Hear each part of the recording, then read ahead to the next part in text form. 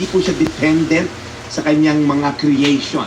Hindi yung tipong nalulungkot siya kaya ginawa niya si Eva at Adan sa garden kasi parang wala siyang ganong tropa, wala pong ganon. Siya po ay in perfect unity and harmony, yung Trinity, the Father, Son, and Holy Spirit. Ang ibig sabihin po ng self-sufficiency, He is completely independent of everything or of anything po. Sabi po sa Gawa 17:24, siya ang lumikha ng mundo at ng lahat ng narito. Siya ang Panginoong nagmamay-ari ng langit at lupa, kaya hindi siya nakatira sa mga templo na ginawa ng mga tao. Ang ibig po sabihin, He created everything. Wala po nag-create sa Kanya. A created God, ibig sabihin, mas may powerful sa Kanya. So ano po implikasyon? Pag naintindihan natin that the God we worship is self-sufficient, well, napakahalaga pong malaman to kasi ang ibig sabihin po niyan, your worth, yung kahalagahan mo sa mata ng Diyos is not dependent on His need of you. Ibig sabihin po, hindi kanya minahal dahil may kailangan siya sa'yo. Kasi po, ang human relationship, ganun po, tama po ba? Natural lang po na tayo'y lumalapit o napapalapit o napapamahal sa mga taong na nami-meet yung ating pangangailangan. And normal lang po yun dahil like ang anak, pag nami-meet ng magulang yung pangangailangan, napapamahal ka sa magulang mo. Tama po ba? Iba naman po yung user-friendly people. Yung mga wala talagang ginawa, kundi gumamit lang ng tao. Now, imagine niyo po kung ang God natin ay may kailangan sa atin. At mamahalin tayo based kung ano maibibigay natin sa Kanya. Nakakatakot po yung ganung Diyos dahil pag wala ka maibigay, hindi ka niya mamahalin. Pagka na-bad trip siya sa'yo, wala ka naman palang contribution sa akin, hindi kita kailangan. So, nakakatakot po yung ganun. But our God is self-sufficient, meaning to say, yung kahalagahan mo at meaning mo sa buhay is not dependent on ano ang gawa mo sa Diyos na to.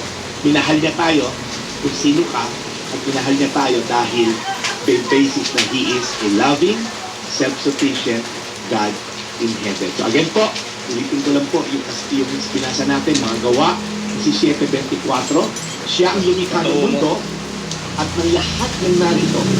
Siya ang Panginoong nagmamay-ari ng langit at lupa, kaya hindi siya nakatira sa mga templo na ginawa ng mga tao. Tayo pinanalangin, Panginoon, salamat po because you are a self-sufficient God.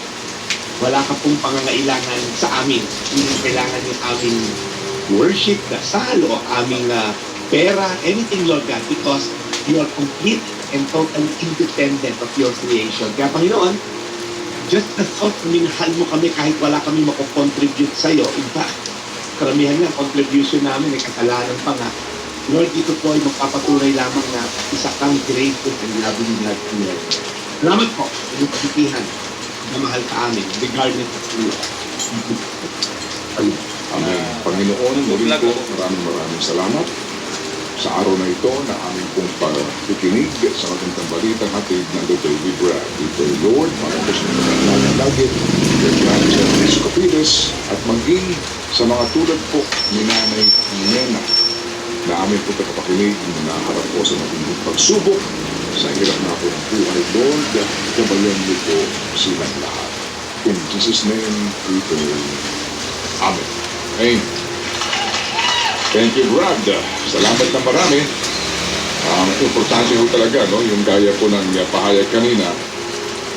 Ako si Nanay Nena na bago sa kanya yung mensahe kahapon.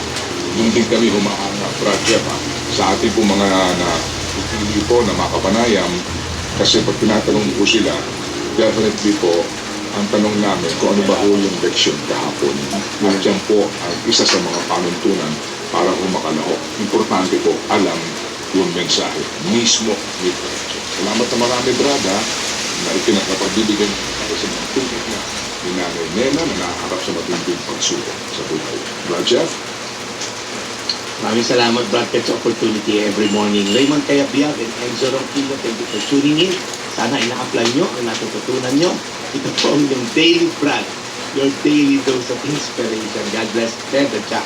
Amen. Thank you, Brad Jeff. We'll see you again tomorrow. Serving the people, Brad Jeff Episcopides. And Maya-maya po ng kaunti, again, ang ating po reminder, kami po ay naghahanap para po sa ating pabida sa Radyo 5 ng sinumang pong taxi driver na ang mundo ay patas. And also, ang ating pong pangalawang tugtog, maya-maya po ng kaunti, another 500 pesos hanggang 1,500 po yan kada araw na ating ipapremyo sa pagkulang ng po ng mga tutugin na amin pong pinarinig sa inyo. And also, mamaya po meron tayong think about it. Napaka-importanteng paksa para na muli niyo maintindihan kung gaano po kahalaga ang transparency sa gobyerno o aninaw sa mga transaksyon ng mga government agencies na tila baga ngayon ang transparency ito ay nakukublihan ng kadiliman.